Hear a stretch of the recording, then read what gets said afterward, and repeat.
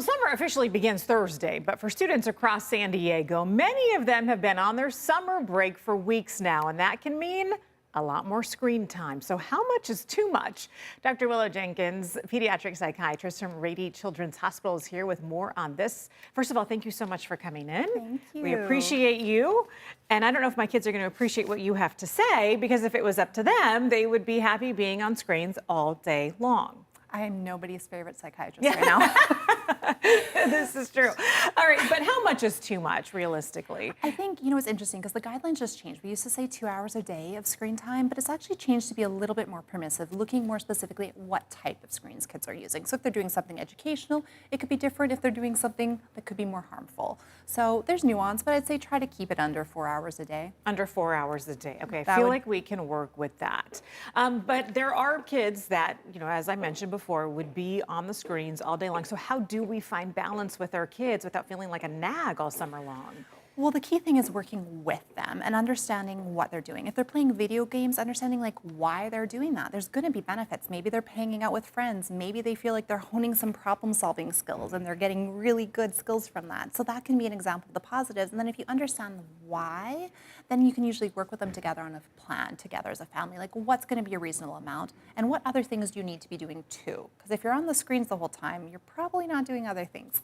So let's talk about our cute little demonstration here, because as we mentioned before, trying to reason with kids, and really doesn't matter what age they are, from little all the way up through the teenage years, about getting off their devices. Maybe we could show them something like this to give them sort of a better view of what we expect out of them. Yes, this is the basic example. So these green balls over here are representing screen time, that child who's waking up and just wanting to be on screens all day long. So you can see a lot of green, and maybe they do a few other things, but their vase, their life is predominantly green, one color. Now we've got another child over here who's doing sports, who's spending family time, who's creative, who's playing music, who's getting bored a little bit and maybe coming up with some creativity. And sure, maybe they do a little bit of screen time as well, but you can see that their life, their vase is a little bit more colorful. So I tell children, aim to have a rainbow. You don't want to just have one color over here.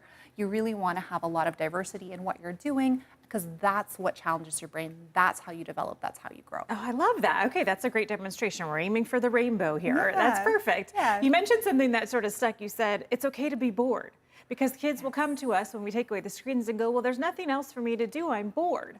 How do you respond to that? I love it. And kids hate it.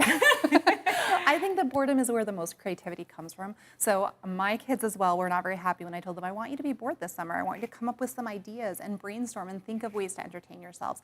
And often screen time and video games are a real thief of that. And they really don't allow children that space to come up with these amazing things that their brains can do. Okay, so being bored and letting them know, I'm okay with you being bored is not a bad thing. 100%. As far as letting a kid be a kid, though, there is balance to this. We don't have to take away everything all day long. No, I think that screens are here to stay, and the key is knowing your child and how they use it, what they're using, what type of content they're using, whether that's social media or video games or just television shows.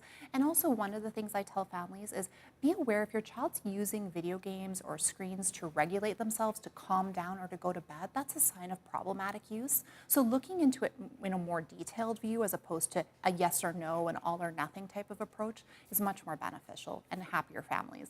Definitely. All right, Dr. Willough Jenkins, thank you so much for your insight and for giving us this Yeah. great example. Rainbow brain, that's what we want this summer. All right, I'll send it back to you, Ann.